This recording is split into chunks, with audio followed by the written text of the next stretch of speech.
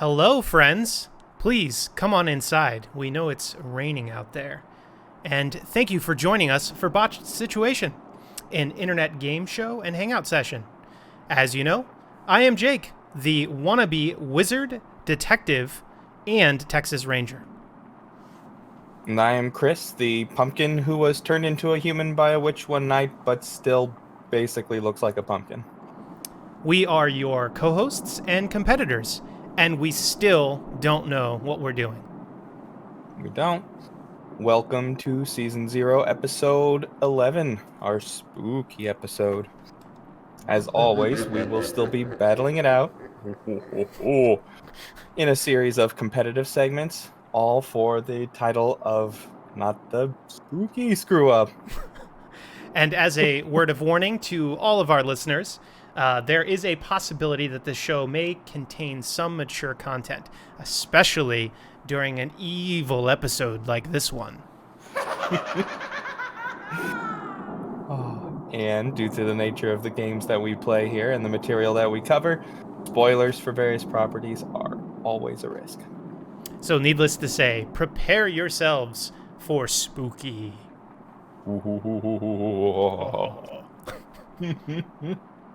All right, I am super excited for this week's episode, Chris. Super excited. Put a lot of effort and preparation into this, as you can all see. Check it out. Yes. How'd you all like that spooky intro? The spooky intro. Yes. all sounds created by Chris and his son. So all credit to y'all. All the actual work done by that guy down there.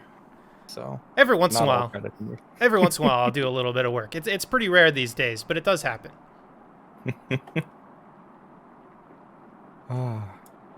Well, I'm ready to dive in. I'm ready to be afraid and shiver a lot, and maybe even, have to run to the bathroom. I'm so afraid.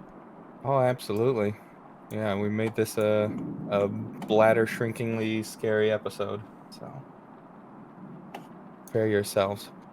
So our first segment for tonight is a classic, Quizzard's First Rule. It's our curated trivia game. We've got 5 questions apiece that we've pulled from the depths of the internet, and we've made a list of multiple choice answers to try to throw the other person off. Tonight, our theme is candy. We're starting off on the sweet side. Don't worry, we're just lowering your defenses. Are you ready to answer some trivia, Jake? I am. I'm ready. All right, well, here's your first question. Okay. What 2 candies were the first to be sold in fun size for trick-or-treaters in 1968? Were they Snickers and Milky Way, Skittles and M&Ms, Twix and Three Musketeers, or Good and Plenty's and Celery Sticks? Okay. Fun sizes. Well, I definitely was not alive in 1968. If I had a phone a friend option, I would call my dad. But did Skittles and M&Ms exist in 1968? Have they ever not existed? I don't know. Okay, so honestly, I don't think it's Twix and Three Musketeers. Snickers and Milky Way, I know, are older candies. You know what? I'm going to just go with my heart, because all I can think of is the fun-size M&Ms. So I'm going to go with the B, Skittles, and M&Ms. You got it. All right. Did I not get it? You didn't get it. Oh. Psych. Yeah, look at me reading and not listening. You said Skittles and M&Ms, right? I did. No, it was Snickers and Milky Way. Okay. Yeah. Rub it in. No, let's call that one a half point because I effed up. No such thing, my friend. All right. I promise I'll pay better attention.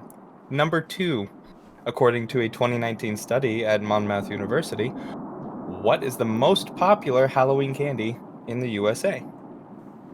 Is it Snickers bars, Reese's peanut butter cups, M&Ms, or Rockstar bars? So I actually know this one because it's the right answer, and it's Reese's peanut butter cup. Pretty universally loved, and you are correct. Glorious. Absolutely. All right, question number 3. What is my candy weakness? How well do you know me? Weakness. Okay. Yeah, this is what I'm a sucker for and have a very hard time resisting. And it's not inappropriate? We'll see. I'm a good boy. All my weaknesses are from the Bible. Okay. What is my candy weakness? Is it creamy caramel centers? Is it limited edition flavors? Is it tiny bite-sized pieces? Or is it earthenite, which is the weakness of all human beings? Right. Okay. Knowing you, at least in my memory, you used to drink a lot of unique flavored sodas and stuff. You were always trying new things. Like, I knew you had certain staples, but you always tried new things, and you were always trying to find. JJ says giant lollipops, which is also a possibility. But I don't remember any creamy caramel centers being your favorite, and just what I know about Chris, I'm gonna go with limited edition flavors based on my experiences with you. You're absolutely correct. Yes. Yeah. Even if I think it sounds bad, I have a hard time saying no. Because I know it's going to be gone soon. Exactly. And it's something I haven't tried yet. Right. It makes sense. Yeah. Absolutely. You got it. It was giant lollipops back in my toddler and a sailor uniform days. But anymore, no. It's limited edition flavors. Very good. Question number 4. The 100 grand bar, originally called the $100,000 bar, had a different name in South Africa to account for inflation. This is not a joke. Okay. What was it called in South Africa? Was it the $1 million bar, the $200,000 bar, the $100 million bar, My or the goodness. $839,612.90 bar? Okay, so based on my limited knowledge on currency, I'm pretty sure the U.S. dollar is worth quite a bit more than the South African currency. So based on that, it's going to be more, and based on the fact that every answer is more, it's going to be more. If you choose one that's less, then you're doing something wrong. I feel like the 100 million is a bit excessive. The 839,612,000, or sorry, I said that wrong. 839,612 is too specific. So I guess I'm down to the $1 million bar or the $200,000 bar. And I feel like from a marketing standpoint, in my brain, 1 million makes a lot more sense than the 200,000. So I'm going to go with A, the $1 million bar. You are right. Absolutely. The $1 million bar. All right. Just so you know, that long series of numbers in that last question, that is $100,000 adjusted for inflation from the release date of the candy bar to now. Oh, interesting. I like it. So that's if it was released in the future. Got it. Last question. When Three Musketeers bars debuted in 1932, they originally contained 3 candy bars in a pack, each one a different flavor. Mm-hmm. That sounds so much better than what they do now. Right? Why would they change? Cost. It was more expensive to create the other 2 flavors, and they eventually reduced it to just chocolate. That's lame. What were the 3 original flavors? Were they chocolate, peanut butter, and toffee? Okay. Chocolate, mascarpone, and basil? Ooh. Chocolate, clove, and licorice? Or chocolate, strawberry, and vanilla? I want to try a basil Milky Way. Okay. It's definitely not chocolate, clove, and licorice. Clove is a very, very strong flavor. If I ever have children, one of their punishments will be force-feeding clove.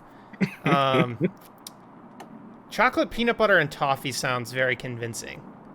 I don't think it's chocolate, mascarpone, and basil. Mascarpone's super fancy, and basil seems a little bit off. Or it could be chocolate, strawberry, and vanilla, which is the classic.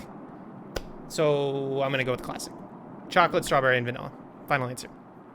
You got it. Yes. Absolutely chocolate, strawberry, and vanilla. But I gotta say, since I wrote down chocolate, peanut butter, and toffee, I can't stop thinking about it. That does sound really good. Well, hey, that's the end of my questions. That's 4 out of 5. Good All right. round. Not too shabby. Well, Chris, getting 4 out of 5 makes me want to do this.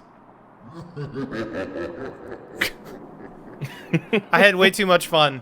Well, I'm sure you had more fun recording those than me manipulating them. It was a blast. So thank you for doing that. That was fun. Oh, yeah. JJ says, punishment. Rinse your mouth out with licorice. Punishment 2. Chew this handful of cloves. That is hardcore. Both of those are way worse than having your mouth washed out with soap. We grew up drinking vinegar for punishment. Oh my gosh, that's brutal. Oh, I still right can't up until do the point where you start liking it, and then it doesn't work anymore. I still can't do vinegar straight. Oh, like vinegar on fries. Ugh. All right, Chris. Delicious. Time for your candy-themed Quizzard's First Rule questions. Right, We're keeping it sweet, and then we're going to get scary. All right, so your question number 1. What is what is my favorite Halloween candy? Is it Snickers peanut butter? Is it peanut butter M&Ms? Is it Kit Kat bars? Or is it Reese's Fast Break? Okay. Well, there's a clear theme here, so I don't think it's Kit Kat bars. You've got peanut butter in there, and Oh, yeah. I know it at least used to be Reese's Fast Breaks. So, because you had a lot of those.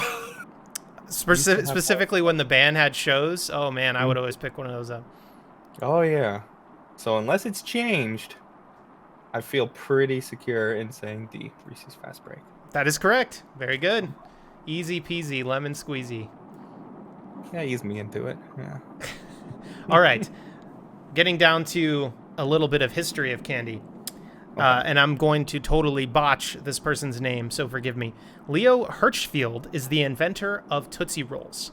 What other common sweet treat did he contribute to the invention of? Jell-O, Nestle's chocolate chip cookies, the original Oreo, or Ho-Ho's? Interesting. I've definitely heard the name Leo Hirschfield before. But that doesn't tell me anything. Tootsie Rolls. None of those seem particular. Well, I guess the Ho-Ho's are rolls and they're chocolate. So, but why would he invent something related to what he invented before? It's a good question.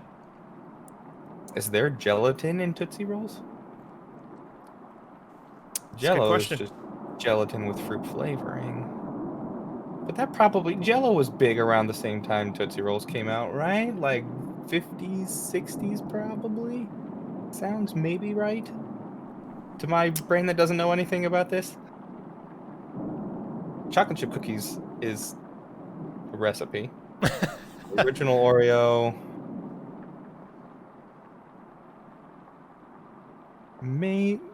I don't know.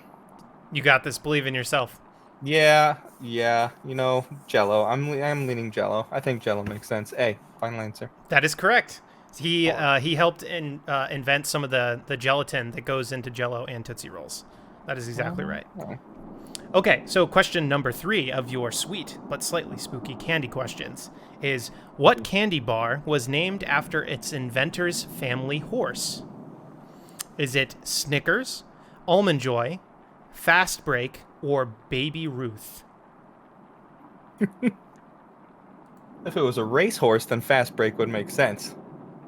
Then I wish that was the origin of Reese's Fast Breaks. Yes.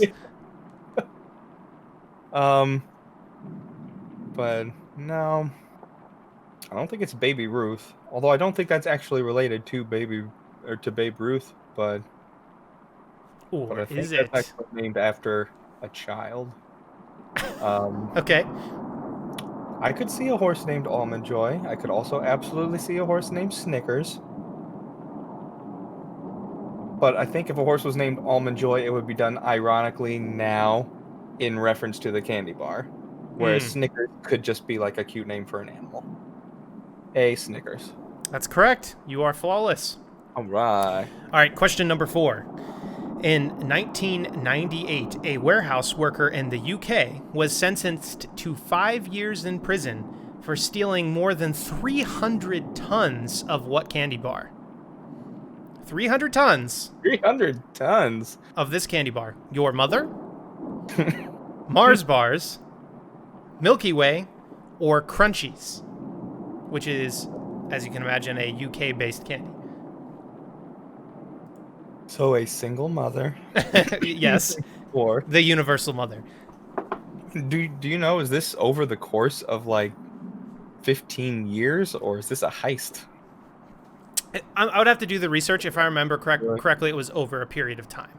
Man, 300 tons is a lot of candy. What would you even do with that? I mean, I'm hoping he was having like a black market or something. I guess. Because there's no way he could have eaten it. Maybe shipping it somewhere? That's good. I don't know. Well. My gut is telling me either Mars bars or Crunchy. Because Milky Way, I don't know. I'm not saying they didn't have it in the UK. It just feels less UK. But I don't know what candy It started where. feels less UK. I like it. I don't know. So what exactly warrants a UK feeling candy? There's tea with Less it? familiar name. I've never had a Mars bar or a Crunchy. So, Okay. Fair enough. Fair enough. I don't know. I don't think there's any way to rationalize this one. A warehouse worker in the UK sentenced to 5 years in prison for stealing 300 tons of what candy bar? I don't know what a Crunchy is, if it even is a bar. JJ said, feels like surrendering to the Germans.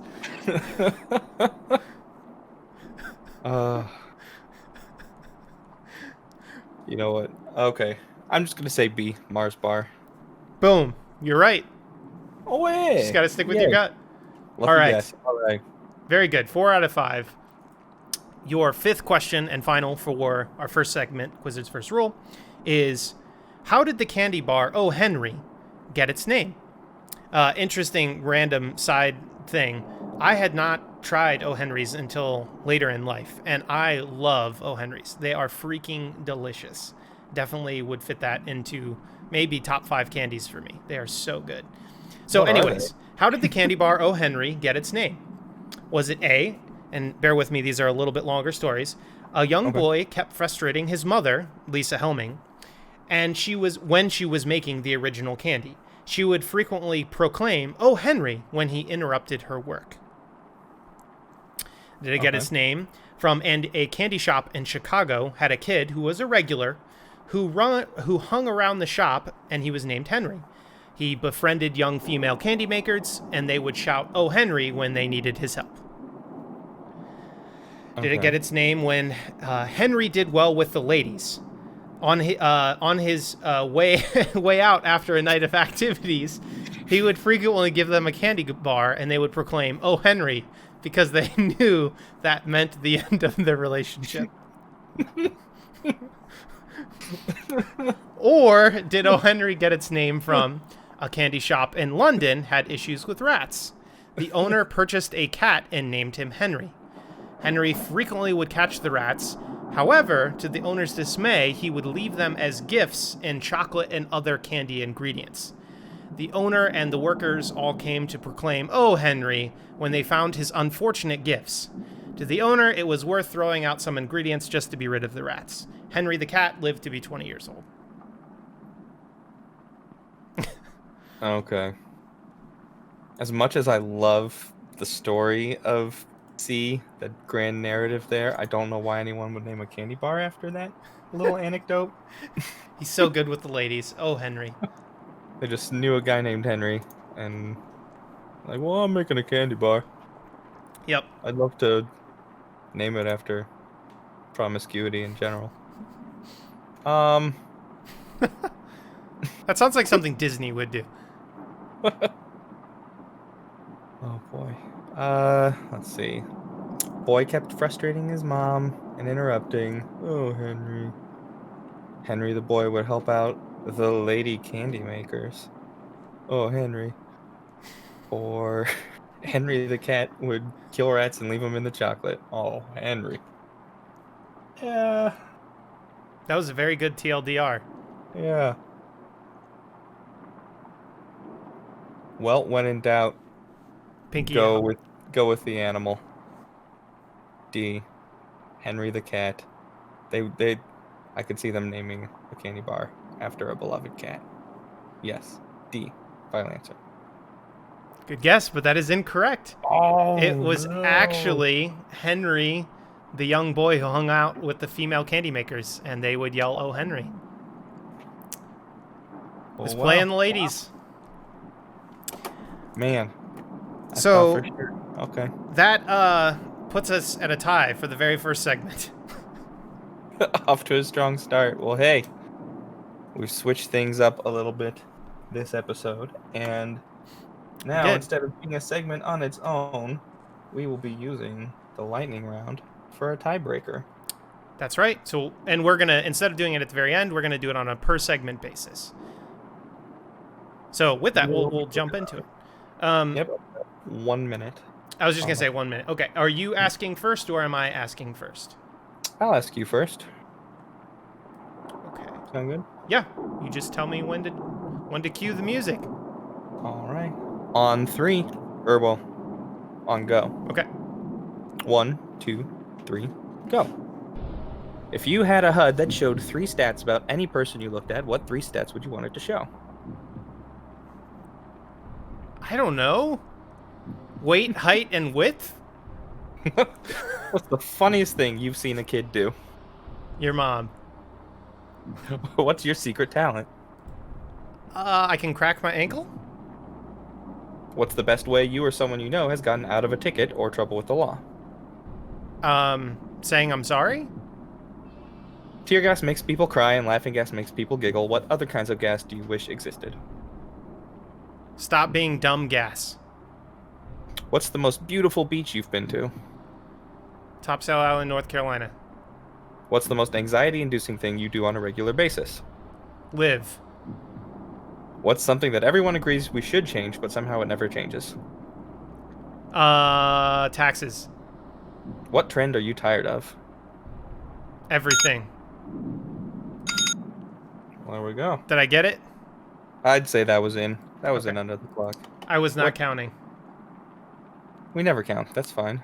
4, 5, 9. Uh-oh. Okay. Okay. That was only 1 minute, though, so that's good. Yep. That's fast. All right, Chris. 9's the number to beat to take the segment. Cool. Same deal. On go. 1, 2, 3, go. Okay.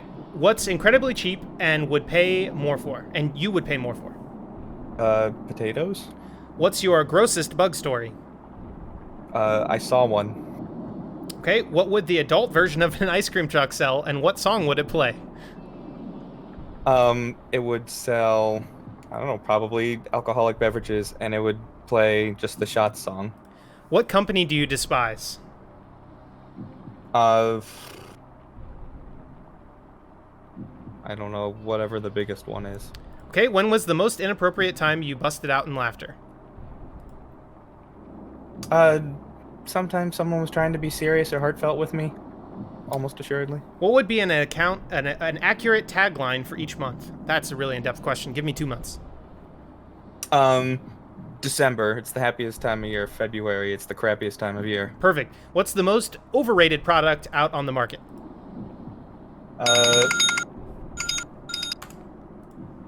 Well, I'm out of time, but probably my phone. True. All right. Well. Where did we end up there, Chris? 1, 2, 3, 4, 5, 6. Oh, dear. I feel like I don't read fast enough. Dear. I'm sorry. No, I answer slowly. I think All too right. I took segment number 1 of the spooky episode. Okay. So with that, we are going to move on to our Lost in Translations segment. And those of you that tuned in last week, we slightly adjusted this. We now take a phrase, put it through 10 different translations, and the other person has to guess what the original phrase was from multiple choice. In this case, sticking with the theme, we decided to use spooky phrases that we made up. These are not necessarily official idioms or anything of that nature. These are just generic phrases that came from Chris and I's brain. So I don't know about you, Chris, but I had a blast with this one. Oh, yeah, this was fun. We may have to go more along these lines in the future than established phrases and idioms because it's way more interesting. Agreed, totally. Totally, completely agreed. Okay, so with that being said, for those of you that are interested, here are the 10 languages that I ran my phrases through. And I might totally mispronounce some of these.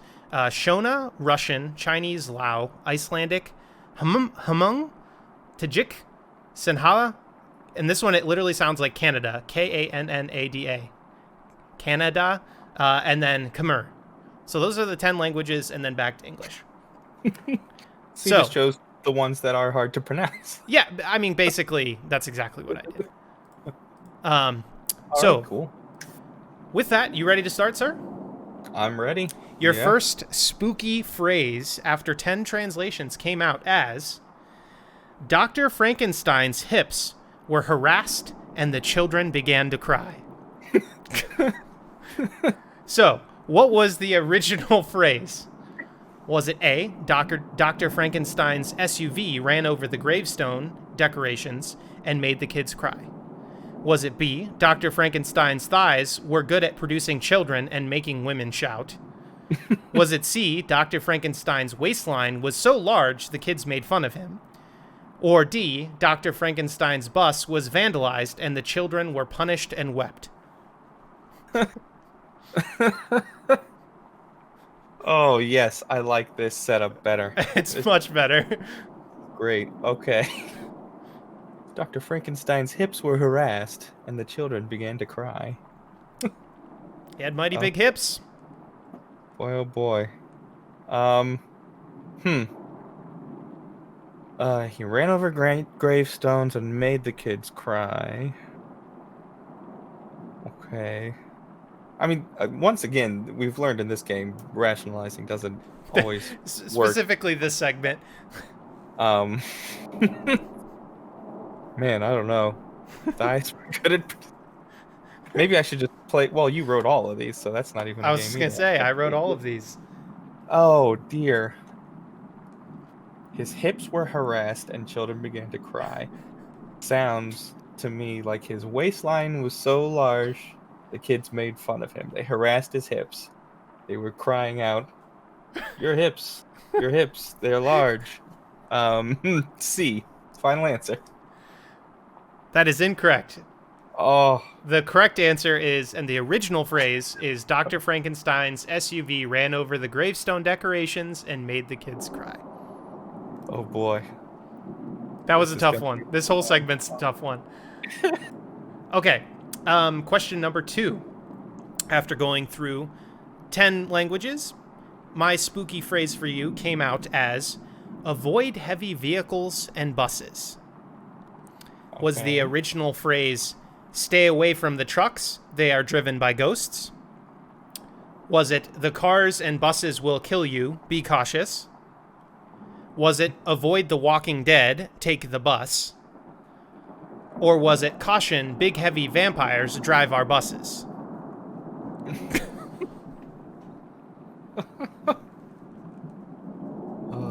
Look out. We got some big heavy vampires on these buses. Right. Again, the original phrase was, avoid heavy vehicles and buses. Avoid heavy vehicles and buses.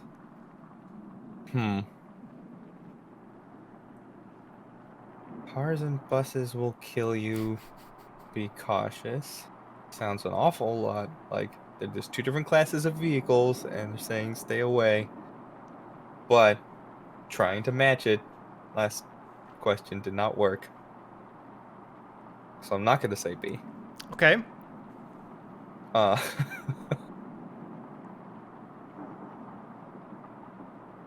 Having ruled that one out, I just really like the slogan, avoid the walking dead. Take the bus. It's like a post-zombie apocalypse, like, Metro ad campaign. It is. Yeah. So I'm going to go with C. Avoid the walking dead. Take the bus. That is correct. Very good, sir. Very good. Okay, so your next Lost in Translation, after going through 10 languages, came out as, feel my evil heart or touch my feet and give me something interesting. Was the original trick or treat, smell my feet, give me something good to eat? Was it, I wear my heart on my sleeve, nice shoes on my feet, and like to be scared? Was it, I am evil to the core, the ground burns under my feet, and mortals bore me? Or was it, feet make my heart evil, they are not interesting and make me want to murder?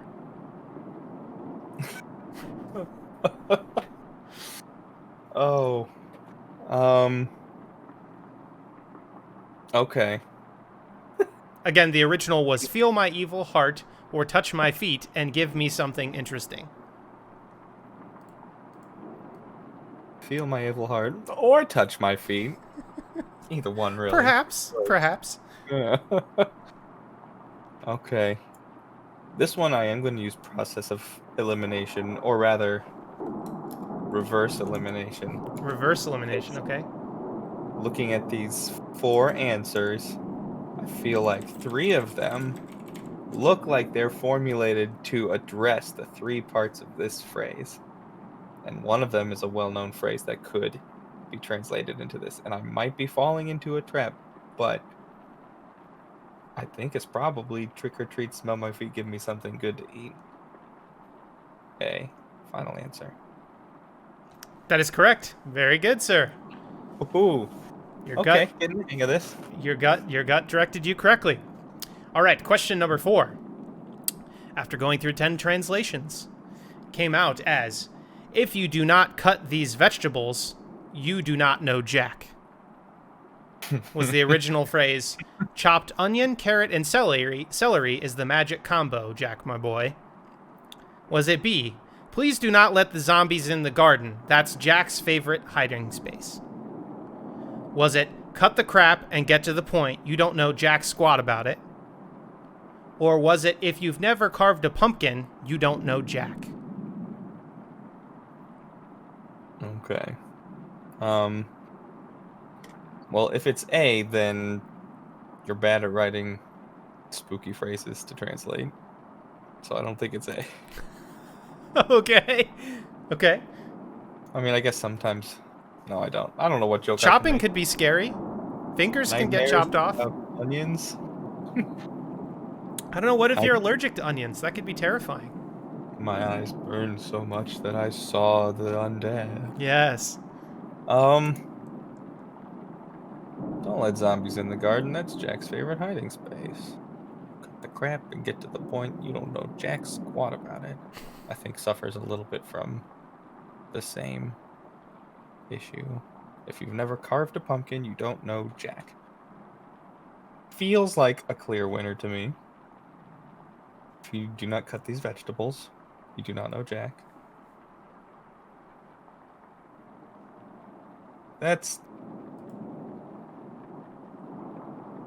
I don't think that's a trap. I think that is just, it got through the translations pretty close to the original this time. Yes, squat jacking does sound wrong. So don't squat jack anything. I think it's like a real deep jumping jack. Yes. D, if you've never carved a pumpkin, you don't know Jack. Final answer. That is correct. Very good. 3 for 4. Okay. All right, Chris, your final phrase that was lost in translations came out as, do not shut up, David. It smells bad because it really does increase, and so do their athletes. Was the original phrase, Davey, you idiot. You are an athlete and you don't shower. Of course you smell. Was it, keep talking, David. The heathens like to hear your voice because it makes the athlete's feet smell. Was it, David, the increase in sweat and heat makes your locker smell? Or was it, next stop, Davy Jones' locker.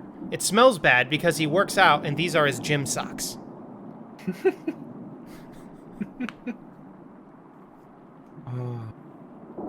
Again, it came out as, do not shut up, David. It smells bad because it really does increase, and so do their athletes. Not shut up, David. Keep talking. Keep talking, David. The heathens like to hear your voice because it makes the athlete's feet smell.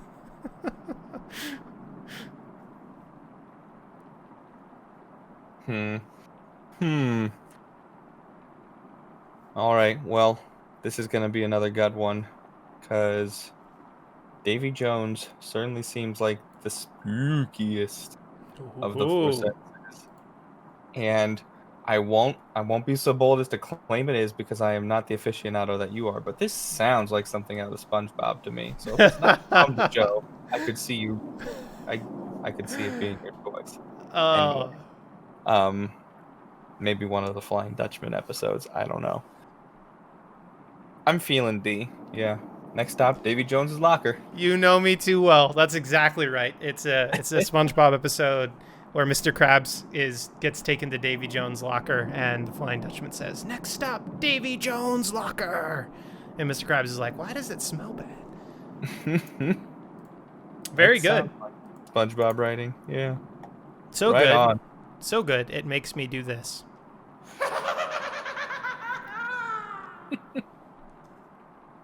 Yeah, we can't have a laugh track, but we can have crazy clowns and demons. Yes. Well, that was a fun first round. 4 out of 5. Okay, that's the magic number this episode so far. It is. All right. You ready for your quotes? I Well, am. not quotes. Your made up nonsense. Mm-hmm. Okay. So, uh, in case anyone's interested, the 10 languages that I translated it through are the same ones that I've been using because I like the results that I get, but maybe I should vary it up. But for this one, I used Greek, Japanese, Polish, Vietnamese, French, Filipino, Latin, Swahili, Welsh, and traditional Chinese. So, after 10 translations, your first phrase ended up as "The wolf is the wolf, and the wolf is at war. War." Okay. Was the original phrase. "A werewolf who doesn't know he's a werewolf is an unaware wolf." Hmm.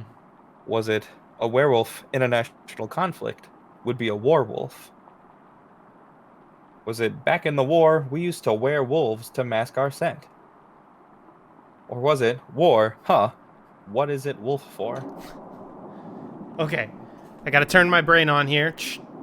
The wolf is the wolf, and the wolf is at war. War.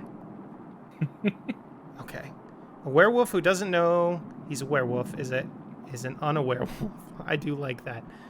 A werewolf in a national conflict would be a werewolf. Back in the war, we used to wear wolves to mask our scent. That sounds very spooky to me. War, huh? What's it wolf for? I do like that one. Okay. I truly have no idea. I'm gonna follow my gut. I really think it's back in the war we used to wear wolves to mask our scent. That's what I'm gonna go with because I like how it sounds. So C. I'm sorry. We both screwed the pooch on the first one. It was "A werewolf who doesn't know he's a werewolf is an unaware wolf." Interesting. That's a great phrase. Yeah. I don't know where it got war from, but it really liked it and put it in twice. It's perfect. Ah. All right. I like "unaware wolf" as a pun too, JJ. It really tickled me. All right. So, number 2, after 10 translations, it ended up as "Need to be able to do this. People are scared." Was the original phrase "I can do it. I can do it 9 times." Was it "I need this, man. I'm scared"? Was it "Don't go in there. Them spookers will get you"? Or was it "Paper, snow, a ghost"? Need to be able to do this. People are scared. I can do it. I can do it 9 times. So the problem with that one is there's nothing about a number in the original. So I don't think it's the 9 times. I need this, man. I'm scared. That sounds very similar. Don't go in there. Them spookers will get you. Them spookers will get you. Feel like that would be translated very strangely. Paper, snow, a ghost. Okay, so I'm torn between "I need this, man, I'm scared" and "Don't go in there. Them spookers'll get you." It's hard to say. Spookers'll get you. Okay. I'm gonna go with my gut again. I know it was wrong the first time, but I'm gonna go with "Don't go in there. Them spookers'll get you." Final answer. That's right. That's right. All right. Good job. All Don't right. go in there. Beautiful, beautiful. All right, number 3. After 10 translations, your phrase is, of course, we can say that the monster of Frankenstein is a very beautiful body. Okay. I mean, agreed. Yeah. Frankenstein's monster is beautiful. Yeah. So, was the original phrase, Frankenstein is looking pretty doable today. Only JJ would say that. Or, I bet Frankenstein's monster has, like, a really great body. Or, Frankenstein's monster should really get into modeling. Or, that big green dude looks like he works out. Oh, this is so fantastic. Okay. Of course, we can say that the monster of Frankenstein is a very beautiful body. Mm-hmm. Of course. Of course.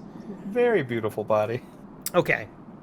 As much as I love the Frankenstein is looking pretty doable today, I don't know if doable translates to very beautiful. Those don't necessarily correlate. I bet Frankenstein's monster has, like, a really great body. Okay. That's at least very beautiful, really great, and body at the end for both. Frankenstein's monster should really get into modeling. Okay, so that maybe. I can't figure out where the of course came from. The only reason the only correlation I can make of the of course to is the really great body. That big green dude looks like he works out. This is a tough one. I don't think it's A, but it could be B, C, or D. Honestly, I'm in the same boat I was with the last two. I'm just guessing. So I'm going to go with B because I like how it sounds. I bet Frankenstein's monster has, like, a really great body. As a matter of fact, Chris, do you think you could say this in the... We have a clip somewhere of the Valley Girl voice. Could you do the Valley Girl voice of this? Oh, sure. Excuse me. Of course we can say that the monster of Frankenstein... Oh, you mean the... Okay, I bet Frankenstein's monster has, like, a really great body. Yes. Yeah. Perfect. Very good. Very good. Thank you, sir. Yeah. So you're going with B? I am going with B. The Valley Girl sounding one. Okay, good. Then it was worth doing because you're correct. All right. Woo. Yeah. JJ says this segment has me in stitches. He has his dad's nose, literally. I mean... Comedians in the chat.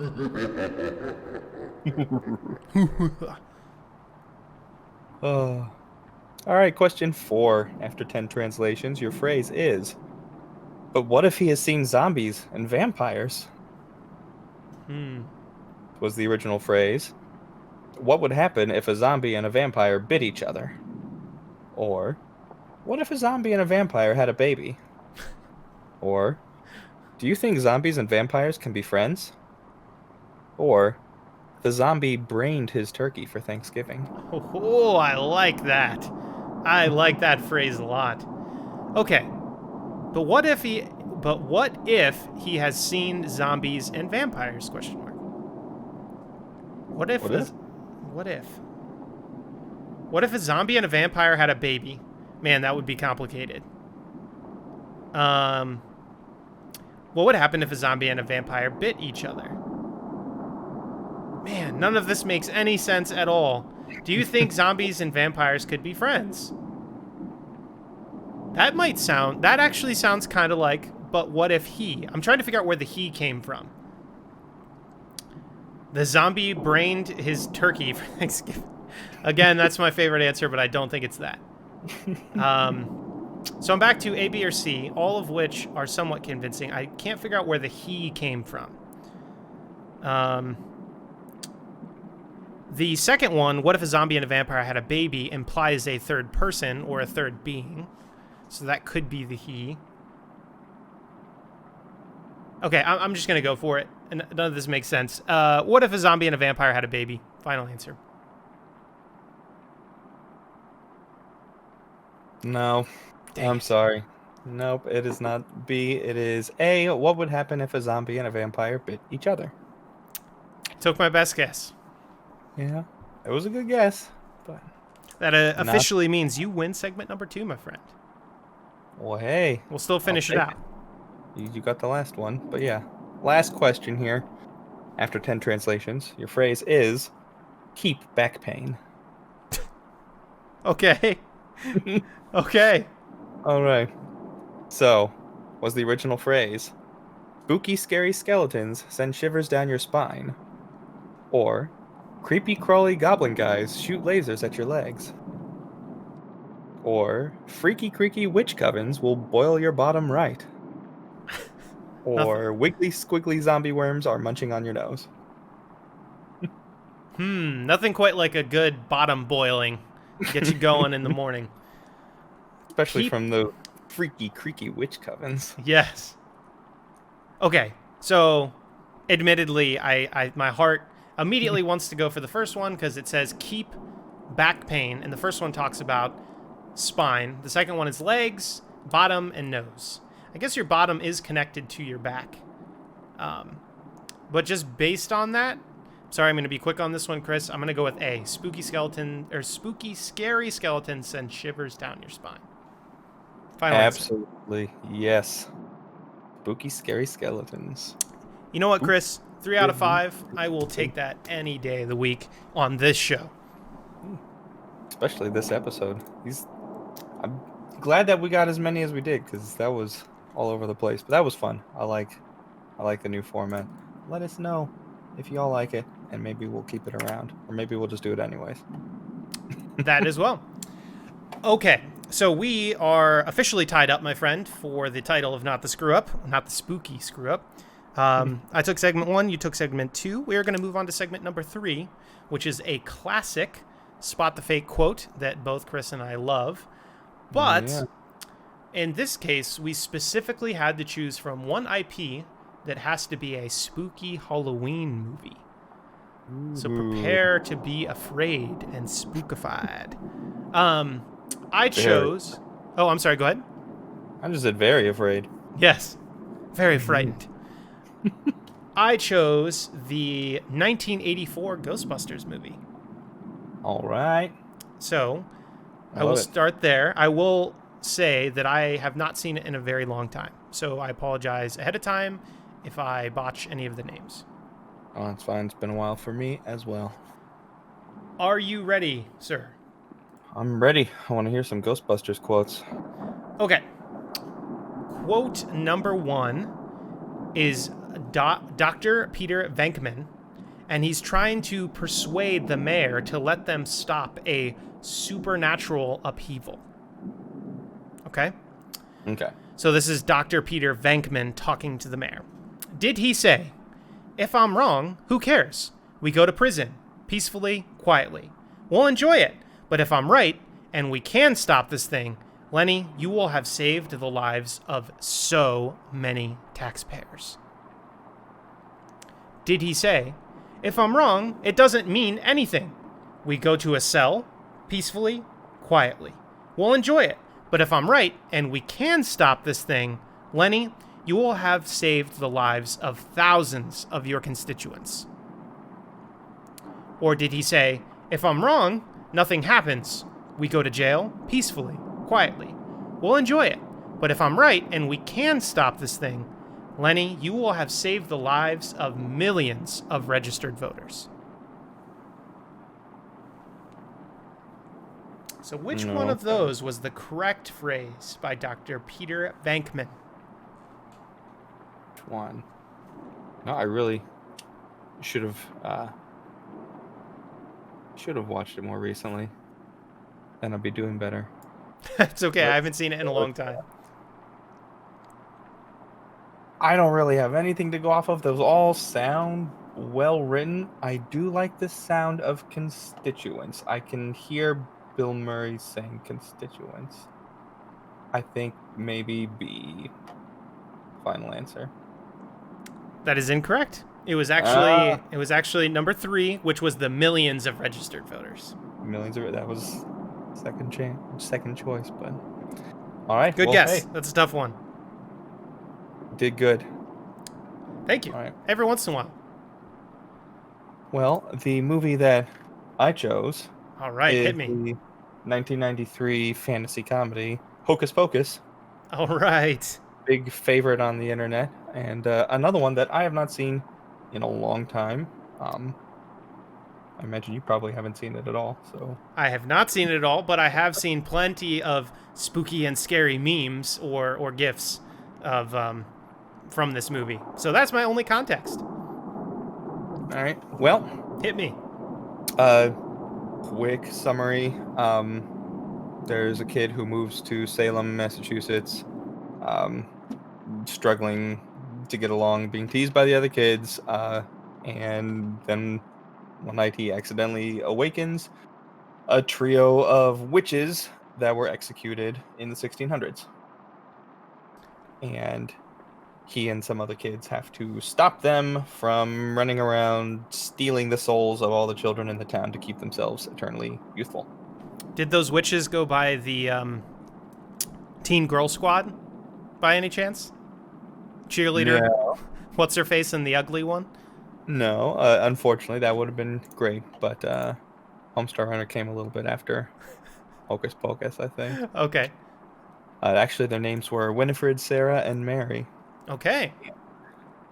Our first quote is from Winifred Sanderson, the oldest of the Sanderson sisters, the witches. A little bit of background on her character since you haven't seen the movie. Basically, none of the witches are particularly smart, but she's the oldest and kind of the leader of the group and kind of the smartest and most evil and magical of the three. And then the other two's characters are basically the fat, dumb one and the ditzy blonde one. And that's all the character depth that they have. Got it. JJ says, no, Homestar Runner predates the Salem trials. Check your history. Facts. Absolute facts right there. I didn't say the Salem trials. I said Hocus Pocus. Oh, man. I want to see a, 1700s Homestar Runner. That would be great. Even earlier than the what's a robot? Homestar. So, the first quote is from oldest sister, Winifred or Winnie. Okay. Context, it's morning. And she says either, oh look, another glorious morning, makes me sick. Or... That's me every morning. Or, see here, another beautiful day, I'm gonna hurl. Or, oh boy, another picturesque sunrise.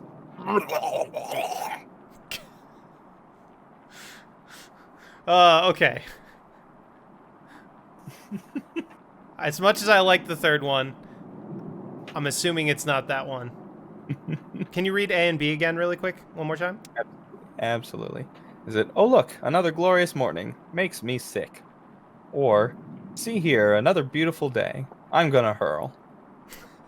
Honestly, I like both of those. Let's go with A. That one seems nice and simplistic. You know, hurling maybe was considered offensive back then. So let's go with A. Absolutely. A is correct. Good job. Right. Woohoo. Okay. Right. You ready for your second quote, sir? From Yes. 1984's Ghostbusters. Hit me. So this is a conversation between Dr. Egan Spangler and Winston Zeddemore. And they're talking about a big something. Creepy. Okay. Okay. So the doctor says, and this is a conversation between the two of them, so this is the first option. Doctor says, I'm worried, Ray. It's getting crowded in there, and all my recent data points to something big on the horizon. Winston says, what do you mean big? The doctor says, well, let's say this Twinkie represents the normal amount of psychokinetic energy in the New York area. According to this morning's sample, it would be a Twinkie, 35 feet long and weighing approximately 600 pounds. And Winston says, that's a big Twinkie. Okay. Option number 2, the doctor says, I'm worried, Ray. It's getting crowded in there, and all my recent data points to something huge on the horizon. Winston says, what do you mean huge?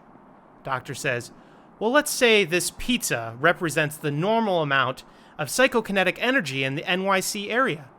According to this morning's sample, it would be a pizza 200 feet long and weighing approximately 1,400 pounds. That's a big pizza. It's a big pizza. Or option number 3, I'm worried, Ray. It's getting crowded in there, and all my recent data points point to something massive on the horizon. What do you mean massive?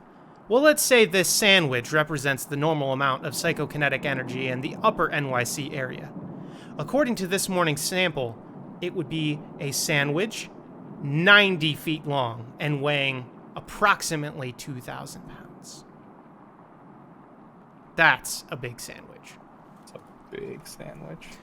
So what do you think, Chris? Twinkie, pizza, or sandwich? It has been a while, but I think I remember this scene revolving around a big Twinkie. Is that so? Final answer. Yes.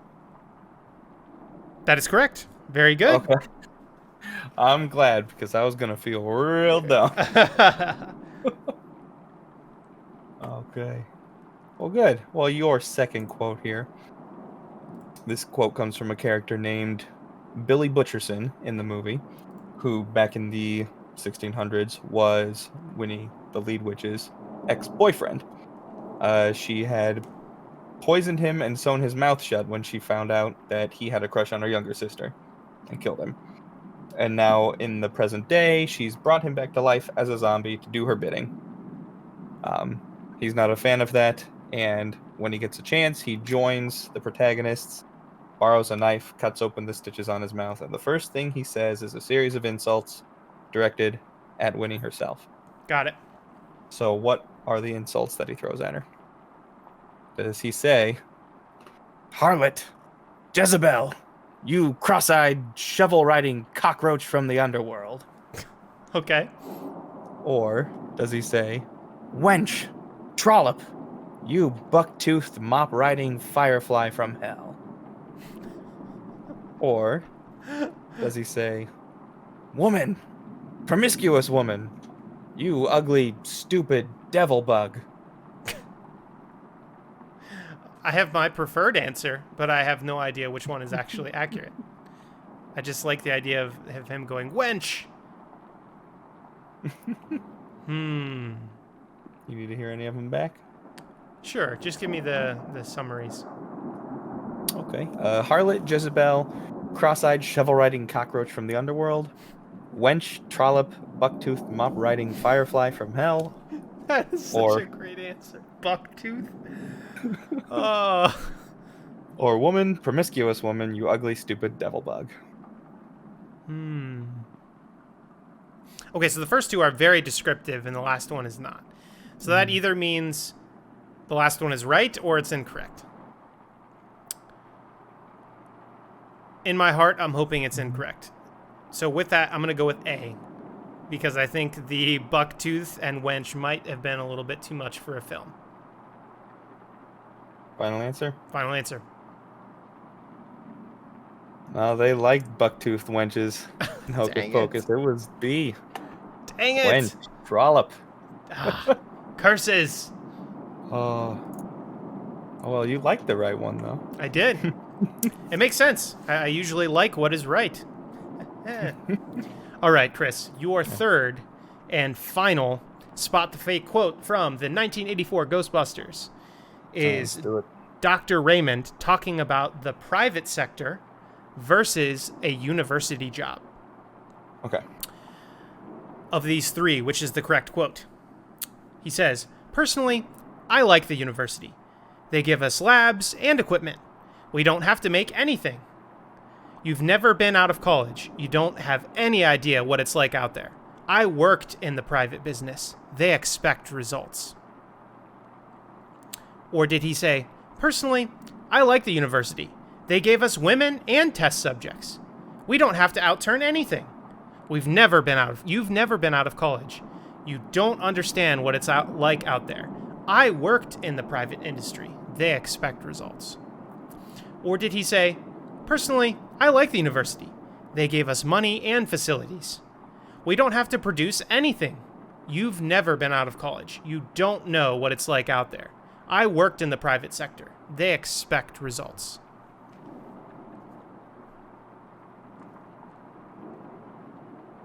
Okay. I'm finding this one challenging. Do you want a summary? Yeah, hit me with the summary if you Okay, don't mind. so Dr. Raymond's talking. The university gives them labs and equipment and private business. Or did the university give them women and test subjects for the private industry? Or is it money and facilities for the private sector? I skipped a few, but those are the most important ones. That does it for me. It's not women. But I don't know, some universities are pretty shady these days.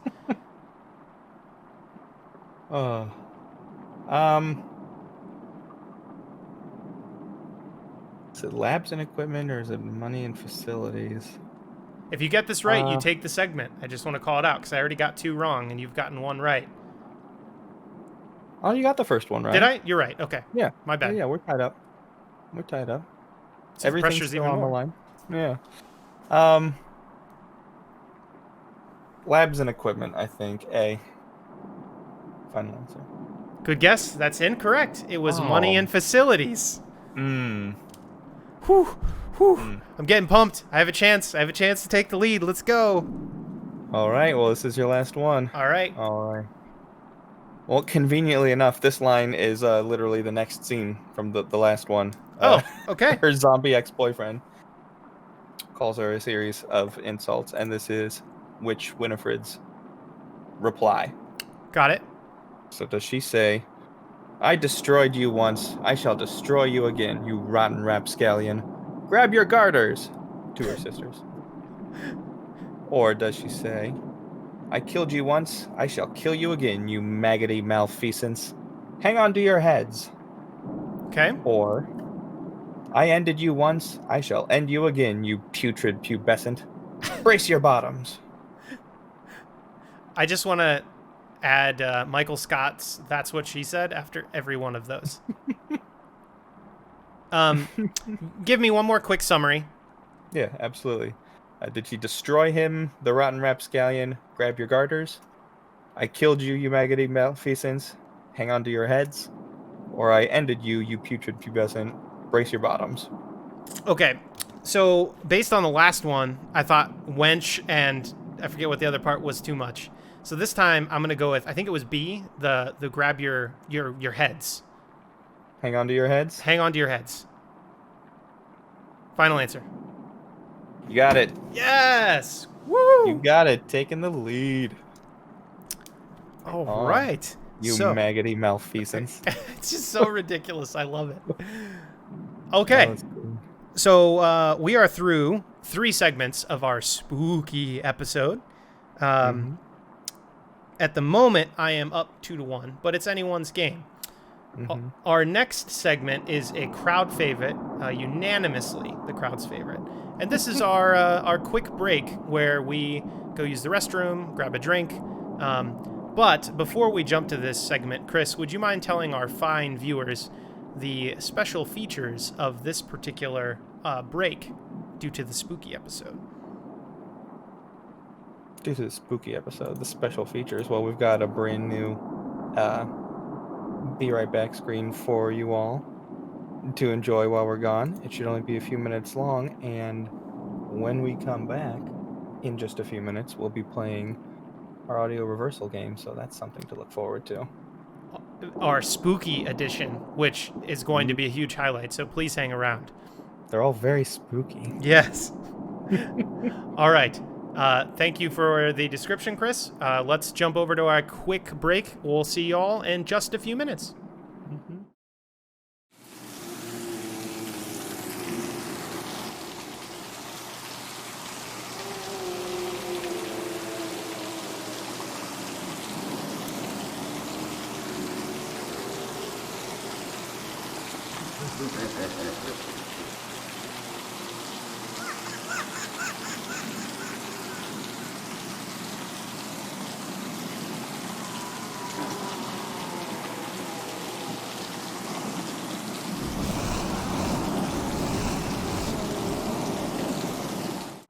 All right. Welcome back, y'all. Hey, everyone. Glad to see that it looks like All of you are still with us. Ah! Woo! So, as promised, we're going to jump right into our fourth segment, our fourth rookie segment, Audio Reversal. This is still a fairly new game, but every time we've played it, we've had a blast, and hope that you guys do too. For those who haven't seen it so far, we take a set of audio clips from a song or a movie or whatever we choose to do that week, reverse it, and try to guess what the original clip is based on the reverse clip. It's pretty fun. This week, our theme is spookiness in general, spooky movies, sound effects, that sort of thing. I will say, I know we're not doing mine first, but I took that very loosely, Sir Chris, and I took it to absolutely. more iconic, scary, or bad-sounding situations, if that makes sense. Oh yeah, anything. Yeah. So, sneaky, a little. Yeah. I want to encourage the audience, those of you that are listening, to please put in the chat what you think it might be, and you will find out if you are right or wrong. Yeah. Don't worry about spoiling it for us, because we'll be dumb or smart on our own merit. Very well said. Yeah. So if you're ready, I will start off this thing. Let's do it. Yeah, my first segment is from the movie Young Frankenstein, which is a black and white comedy starring Gene Wilder. Okay. Ready to hear it? Yeah, let's hear that reverse clip. And bear with me, y'all. I might have to adjust the volume, but here we go.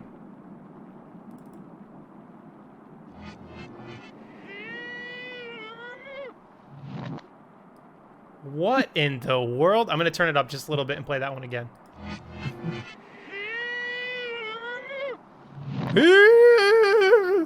One more time. Third time's the charm.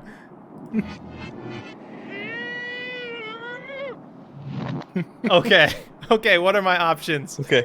Well, for your context, in case it helps, in this scene, Dr. Frankenstein and his monster are performing a song and dance number, and this is Frankenstein, the monster, singing part of a song. Okay. So is he singing Just the Way You Look Tonight, In the Mood, Party Rock is in the House Tonight, or Putting on the Ritz? Can I play it one more time? Absolutely. All right.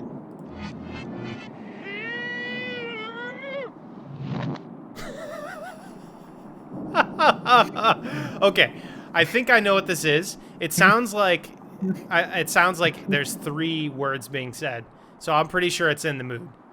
I think it's in the mood.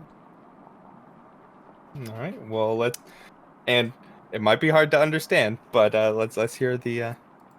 Let's hear the original. Version. Yeah.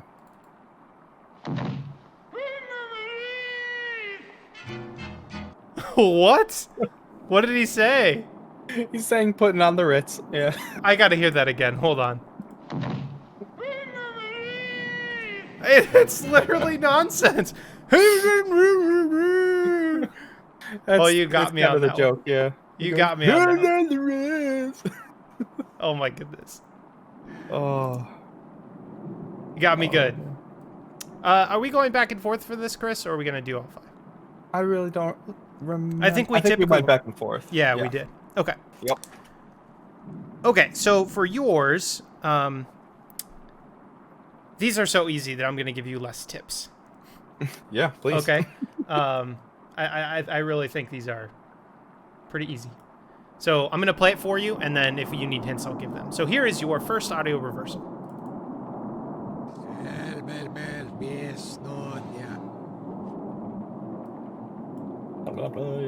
Okay, try it one more time. Do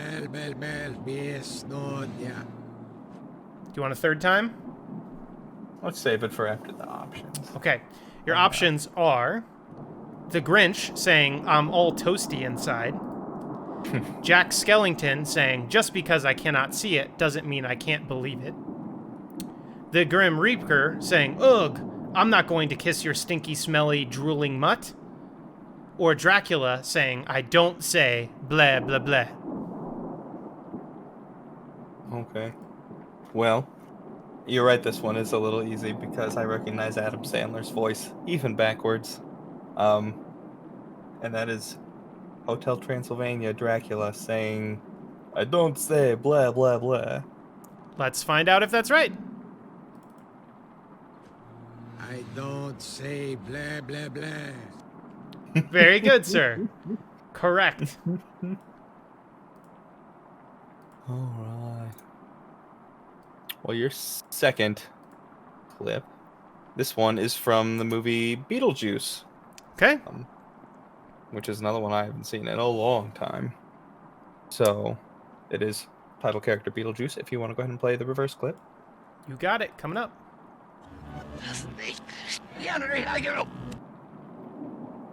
Okay, let's hear it again.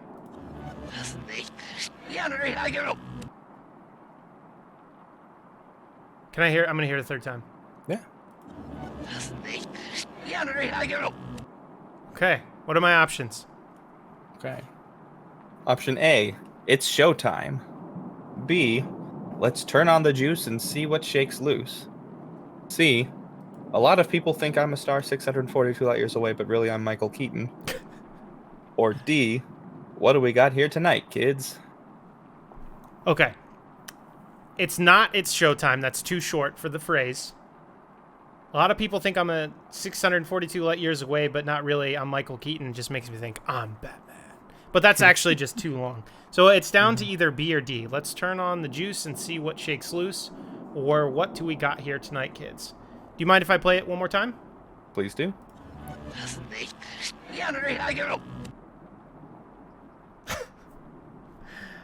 I think it's D. What do we got here tonight, kids? That's what I think. All right, let's hear it. What do we got here tonight, kids? Ha! You Excellent. got it. Right on. Okay. So, for your second audio reversal, Chris, this is so unbelievably easy. I am not going to give you any hints. It's very, very, very iconic. And even reversed, it sounds like the original. Okay. Here you go. I played the wrong one. Okay, here we go. Here's the right one.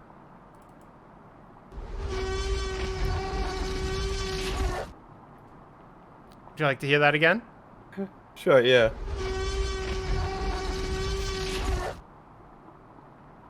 Third time? Yeah, one more.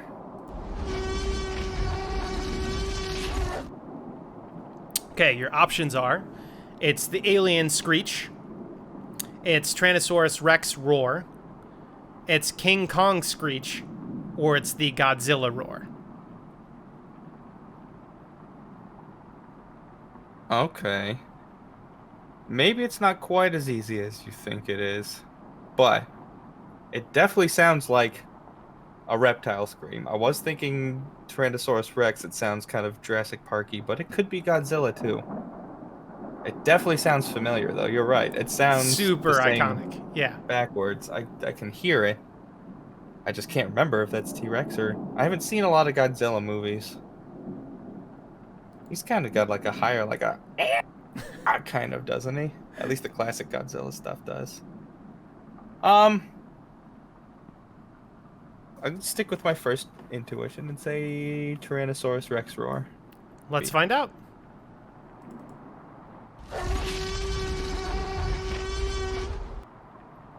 The answer is that is correct. See what I mean? It sounds exactly the same. It sounds exactly the same. Yep. I promise you they're different. The first one is reversed, but that is correct, sir. Very good. That's funny. All right. You are two for two. All right. Well, here's your third question. This one is not from anything. Your clue is this is creepy little girls singing. Okay. So, what? Girls or girl? Okay. What are they singing? So, if you want to play, third one.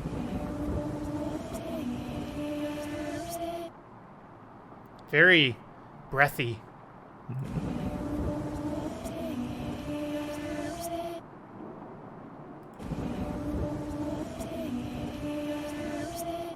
Okay, what are my options, sir? Your options are A, this house is haunted by the ghost of Adam Smith. B, hush little baby, don't say a word. Daddy's gonna buy you a mockingbird. Okay.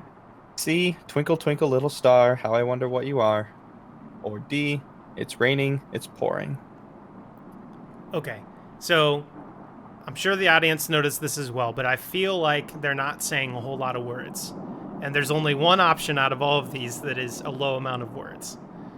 So I'm gonna go with my gut. I'm just gonna say D, it's raining, it's pouring, just because it doesn't sound like they're enunciating enough for all the other phrases. All right, let's play it back.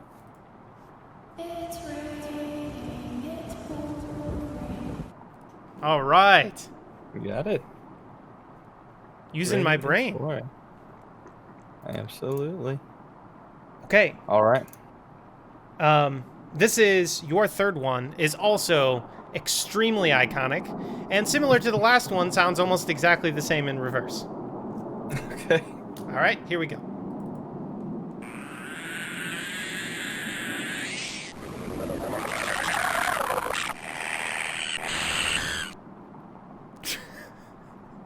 Let's do that again.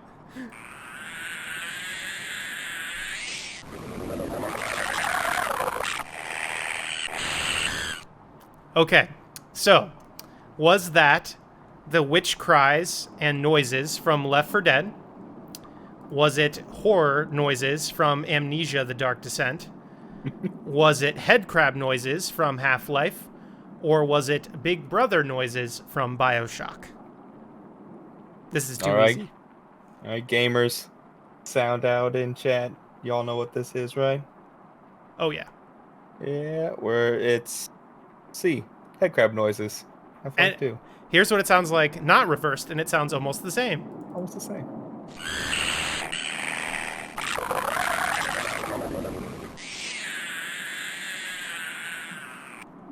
Pretty much the same. That's funny. Three for That's three. funny. Very good, Maybe sir. just like a sound effect versus spoken word thing. I don't know. Could be. Those both. Crazy. All right. Well, your fourth clue is just a recognizable horror movie noise. Okay. That's your category here. Okay.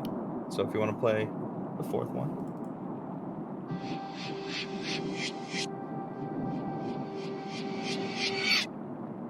Wow. Wow.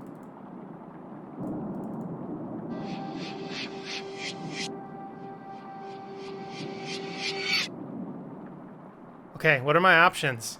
I kind of love this noise backwards. All right. Is this the violin screech from Psycho? Is it the Jason Voorhees from Friday the 13th? Is it the Predator clicks from Predator? Or is it the Wilhelm scream? Okay, let me hear it one more time.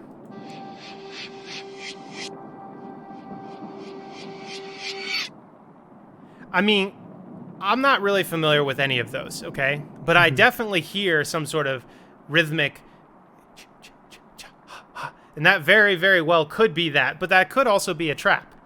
It could also be a trap that you're trying to get me to fall into to lose the segment. And it also does sound like there's some sort of stringed instrument or something kind of drony in the background, so I guess I'm leaning towards A or B, but because of the very audible rhythmic, you know, I'm going to go with B, Jason from Friday the 13th. All right, let's hear it.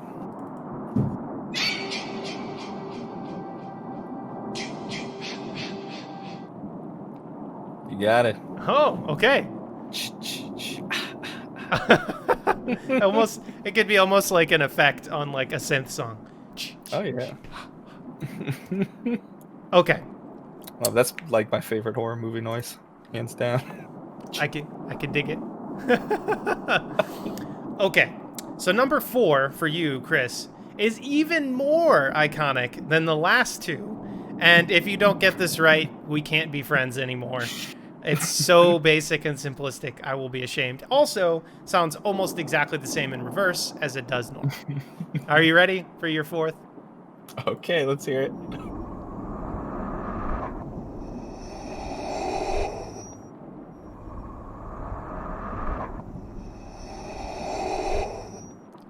Okay, I'm just gonna read your Okay. options because it's so incredibly easy. Is that Darth Vader's breathing, the Universal Mother waking up, Batman breathing, or out of shape people normality? Yeah, everyone together. Darth Vader breathing. And here's what it normally sounds like.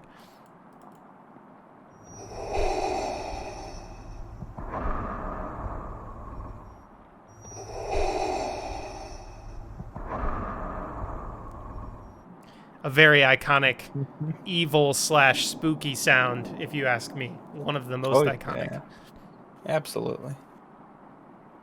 Sorry, Chris, going easy on you here. Oh, it's fine. I'm sorry if I'm going hard, but that's just how I roll.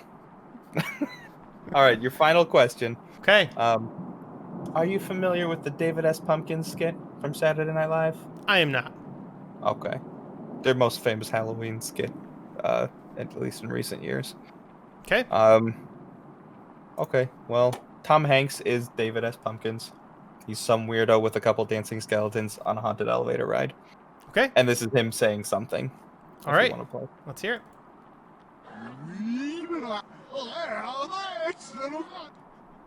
There's something about vocal reversals that are just so ridiculous. All right, let me hear that again.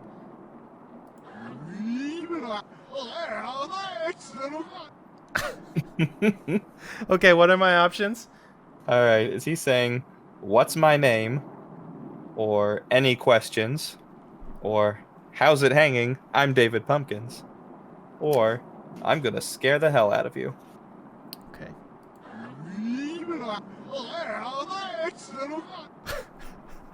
Okay, it's not what's my name. It's not any questions. Again, those are too short. So it's definitely either C or D.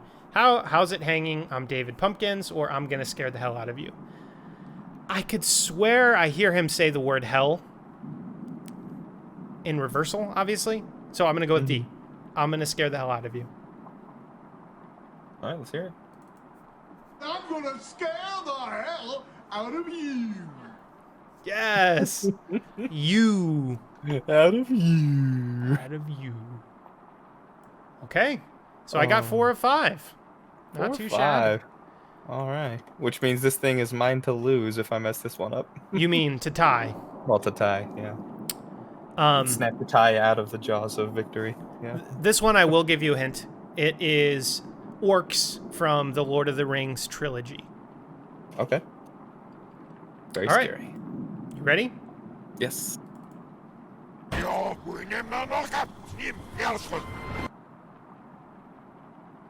Again? Yes, please. Do you want a third one? Sorry, I kind of cut you off. Yeah. Very good. One more.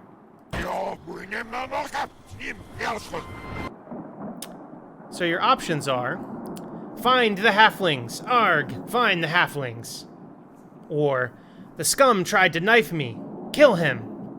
Or what about their legs? They don't need those.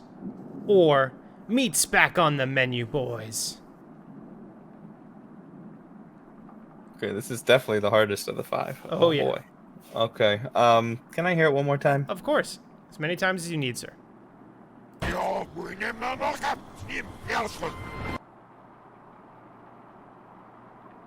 This one is really tough. So he starts with like a which is like a single word, Mm-hmm. but that would be at the end, Right. which means this is a phrase that ends with emphasis on one word. Find the halflings. Arg. Find the halflings. No. The scum tried to knife me. Kill him. I can't hear that saying kill him. Him. What about their legs? They don't need those. Maybe. Meat's back on the menu, boys. I think it's probably D. It's back on the menu, boys. Yeah, I think it's D. Final answer. That is correct. All right. Very good, Let's sir. hear it.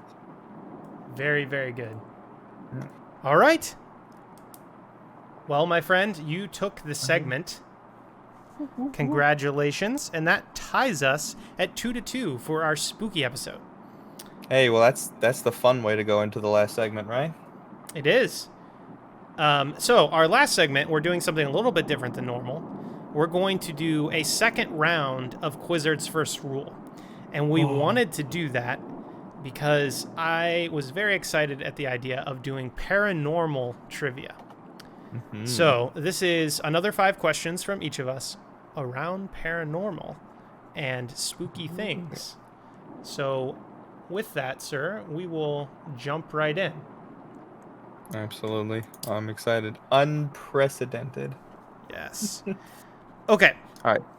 Your first question is, what famous prime minister supposedly met with the ghost of Abraham Lincoln?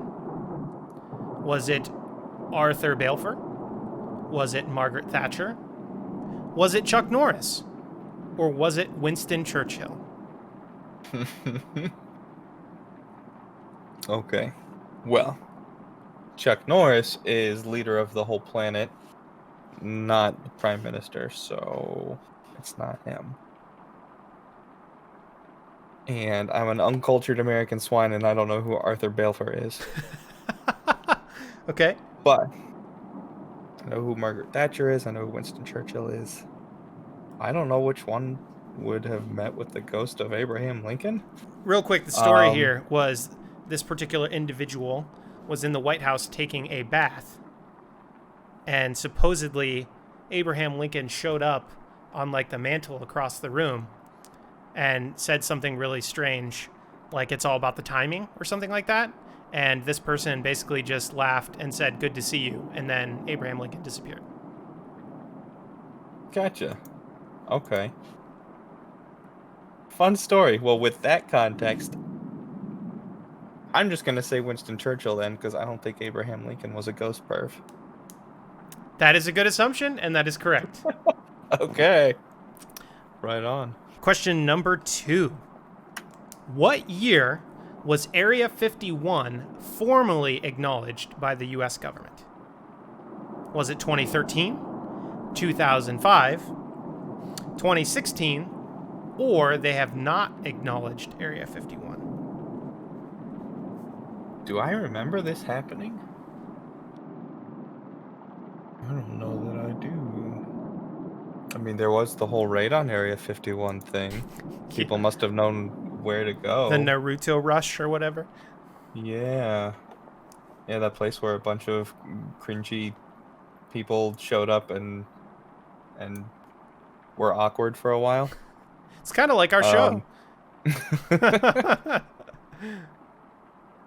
Oh. Well. So I think it's probably been acknowledged if people like know where it is. Maybe. I don't know. They ever put out a letter? It's like, we acknowledge Area 51. But they did release the whole thing about UFOs just this year. So maybe they did. So maybe it was pretty recent. So 2013 or 2016. But if it was only 4 years ago, I would remember it. If it was 15 years ago, I certainly wouldn't. And I think I kind of maybe. 2013. That's my rationale. It's not good, but I'm guessing 2013. Final answer. In fact, it's a good rationale, because that's correct. Ah, You are okay. 2 for 2. 2 for 2, sir. All right. Okay. Question number 3. A man named Tom Slick led 3 Yeti expeditions in the 1950s. What was Tom's occupation? Was he a park ranger, a mattress jumper, an oil man, or an electrician? Mattress jumper? Mm-hmm. Like just someone who competitively jumps on mattresses? You know, you got to test them out. And then Oh. go search for Yetis in your free time. I'm also not familiar with what an oil man is. But that does sound like a 1950s-y job.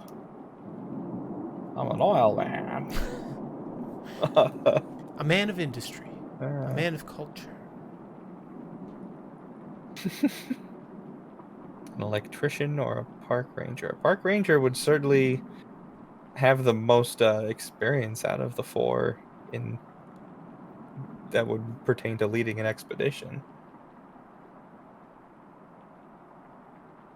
So, yeah. Park ranger. Tom Slick was a park ranger. A. Final answer. That is incorrect. He was an oil man. He was an oil man. He was an oil man. An oil man. All right. Question number 4. Question number 4 of paranormal questions. In 1957, in Levelland, Texas, UFO sightings were reported after residents said a glowing rocket-shaped object had caused what to happen? Temporary paralysis, dogs and other animals to spin in circles, car engines to stall, or spontaneous combustion. Hard to report it after you've exploded. Oh, it was weird. I saw this light shoot through the sky and everyone just exploded into flame. I don't think it's spontaneous combustion. Okay.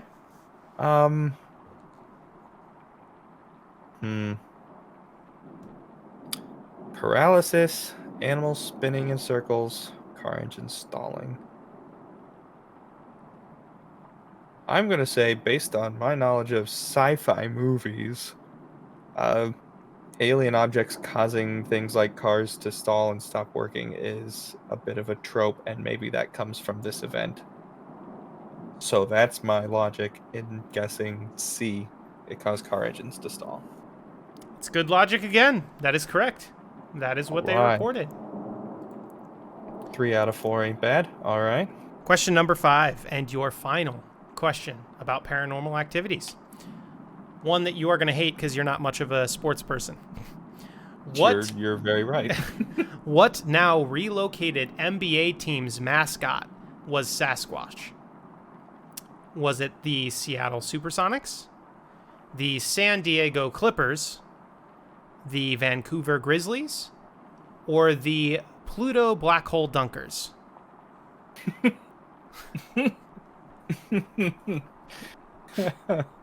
You know, if the teams were named things like the Pluto Black Hole Dunkers, I might actually watch.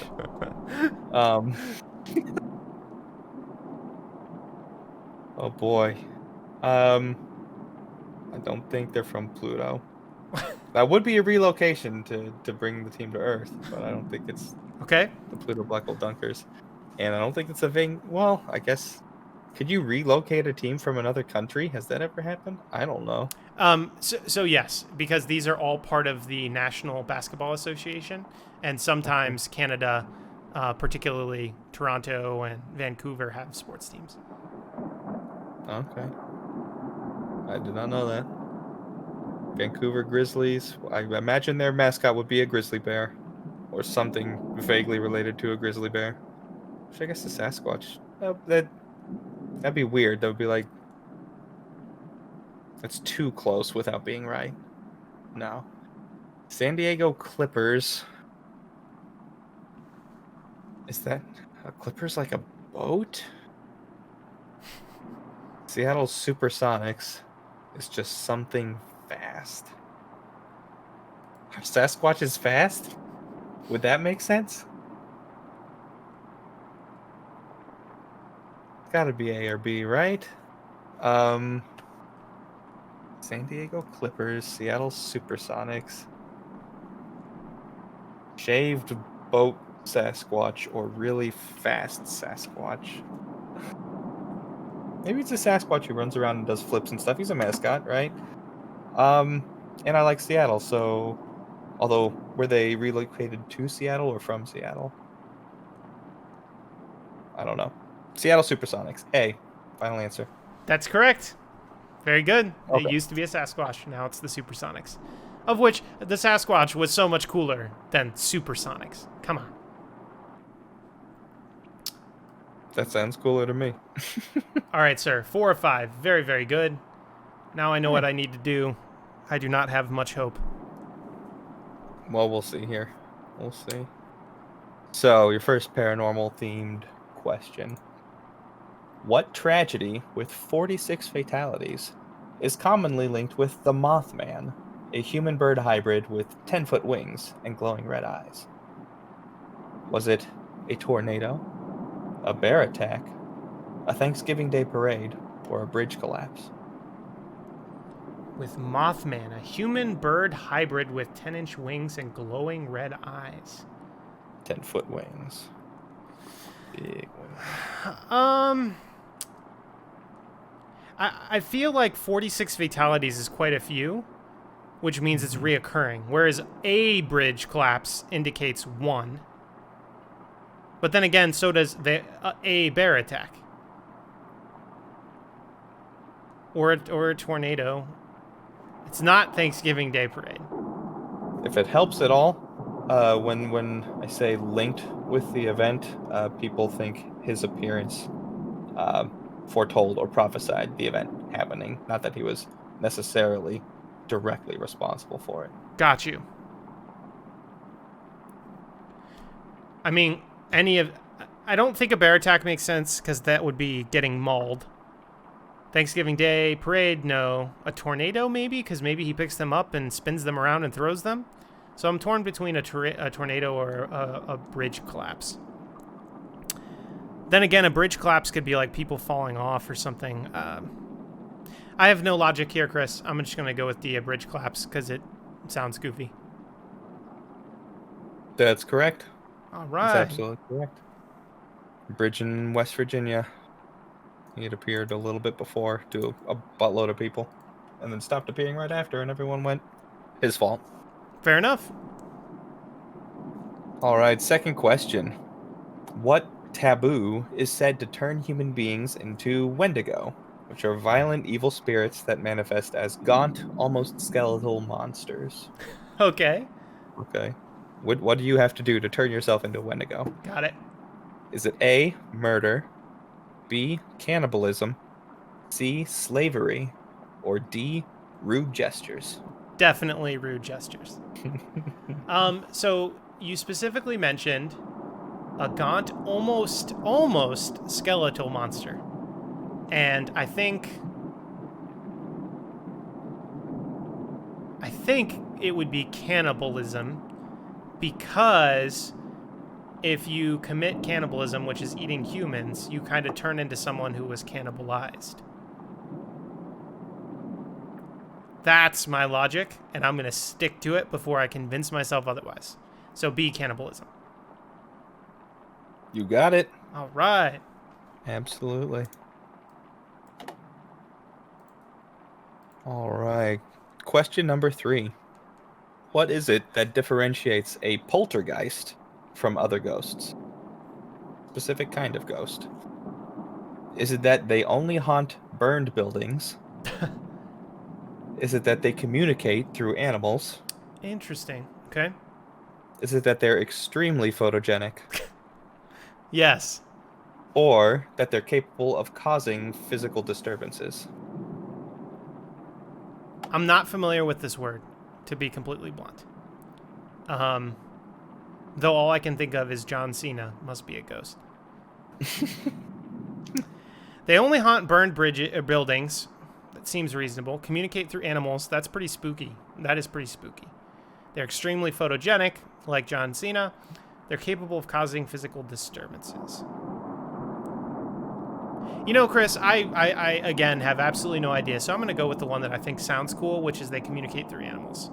Talk about cool. Final answer. Nope. Darn it. Nope, they do not communicate through animals. They cause physical disturbances. They knock over objects, make things float in the air, shut doors. Well, they should communicate through animals. They should. Nicely, kindly. Maybe they'd get a little bit further in life. Yes. Death. All right. Well, this means you're looking at a tie at best, which means another tiebreaker round. All right. Better get both of these. All right, question number 4. What is the name of the mythical demonic being that seduces sleeping women? Is it A, an incubus, B, a succubus, C, a greyhound bus, or D, a cereal bus? Okay, so it's not the buses. I don't know the difference between an incubus or a succubus. All I can think of is succulents or Incubus the band. So I don't associate any of those with demonic being that seduces sleeping women. I don't know. Maybe Incubus has that results on women. I have no idea, Chris. I mean, literally no clue. I'm gonna go with Incubus because that one makes me laugh. So we'll go with Incubus A. Hey, it works. All right. Go with your funny bone. Incubus is correct. Woo. One more to go. Incubuses seduce women and succubuses seduce men. Okay. All right, last question. In the 1984 comedy horror film Gremlins, what event is it that turns an adorable Furby-like Mogwai into an evil and destructive gremlin? So these little furry creatures called Mogwai, and something happens that turns them into these horrible little evil monsters. Is it A, twisting their ears too hard, B, feeding them after midnight, C, exposing them to water, or D, calling them Shirley? I like that one. Hey, Shirley. Oh, gosh. You know, I don't know that I've ever seen this film. But 3 of those 4 sound reasonable. Exposing them to water, maybe. You know, like you took a shower and then you got attacked. I don't know. Feeding them after midnight. That seems kind of random. I guess there's a lot of movies that focus on midnight. Twisting their ears too hard. That one is so ridiculous, it almost sounds reasonable. Like, hey, the little kids have this adorable furry thing, and they're playing with it, and they happen to, you know, twist the ear a little bit or set it down, the ear gets turned, and then boom. Evil, destructive gremlin. Whereas, like, the feeding them after midnight, who feeds their pets after midnight? Not very many people. And then exposing them to water, you would think they would just immediately be evil because the earth has so much water. I don't know. In my brain, I feel like the twisting the ears too hard is probably too specific, but it might be odd enough to be it. So I'm going to go with A. For all the marbles. Twisting the ears too hard. Final answer.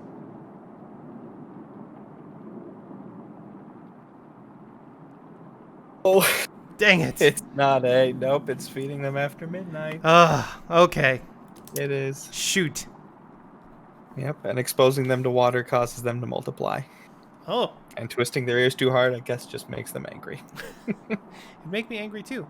So, with that though, Chris, you are officially not the spooky screw-up. Woo! I'm the spooky screw-up.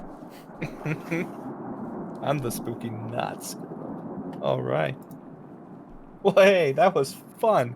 That was awesome. Great. Literally down to the last question. That makes for a fun show, I think. Couldn't agree more. Okay.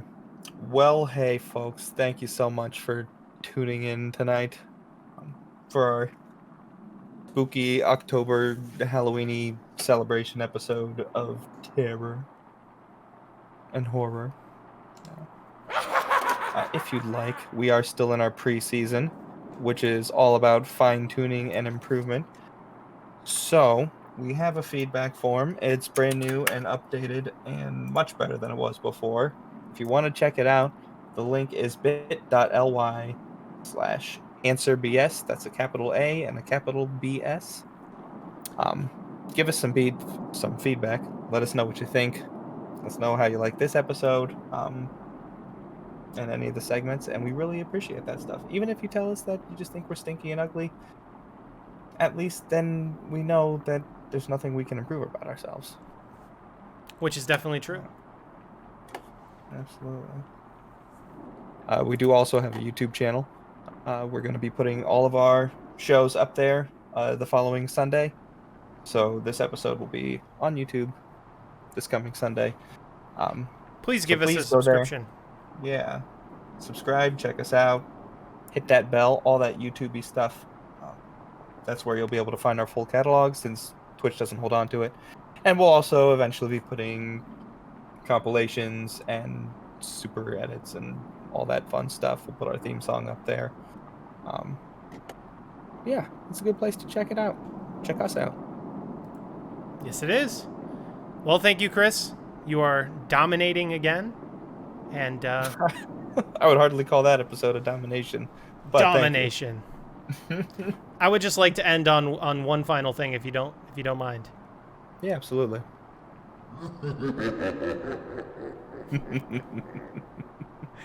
With that, we will let you all have your evening back. Thank you so much for tuning in. Rest well.